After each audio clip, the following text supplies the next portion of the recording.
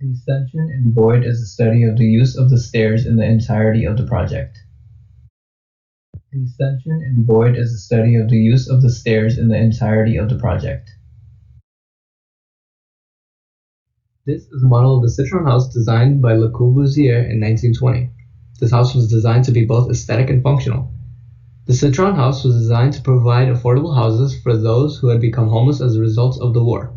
After analyzing the slabs, columns, and stairs in this building, I argued that the stairs can function better inside the building as opposed to the side. This is a model of the Citron house. Drawings and diagrams are precedent studies that I did to help me further my study of the stair placement and the effect on stairs in a space. Some of the buildings that I had investigated were the Contemporary Arts Center, the Glass House, and the Farnsworth House. After analysis of these buildings, I concluded that stairs help to pace people through a space and/or establish a transition between spaces. Drawings and diagrams are present. The Romplan House is a house that was designed by Adolf Loos. His project focused primarily on the incorporation and the impact that the centralized staircase had on the users of the building.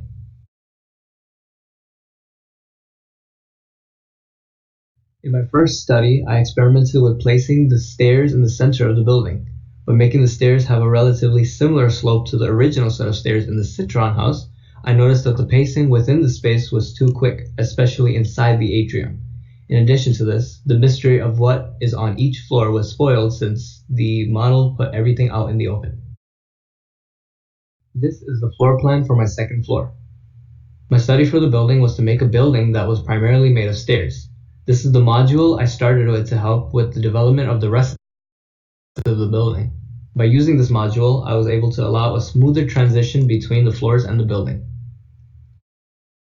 In my second iteration of the model, I began playing with the slabs to create a transition from the slab to the stair, in addition to adding function to these stairs. Stairs are often used as seats, and so I decided to create seating with my model around the top floor of the model. In addition, I decided to extend the length of the stair in the atrium to allow the inhabitant to slow down the transition from floor to floor. This allows the inhabitant to better see the space.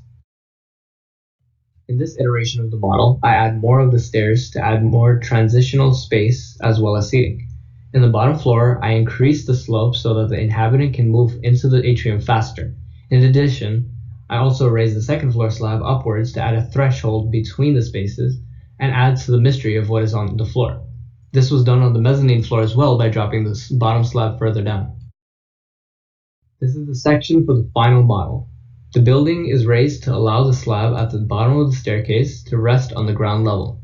On the staircase from the mezzanine to the third floor, I used a staircase that could ascend and then turn so the floor above would be completely hidden from the floors below. The roof has been turned into a staircase to allow movement onto the very top of the building and to stick to the everything as a staircase design. This is the final model for the Ascension and Void project. The focus on the staircase in this project pushed for the movement, pacing, and the visual connection between the spaces for the user.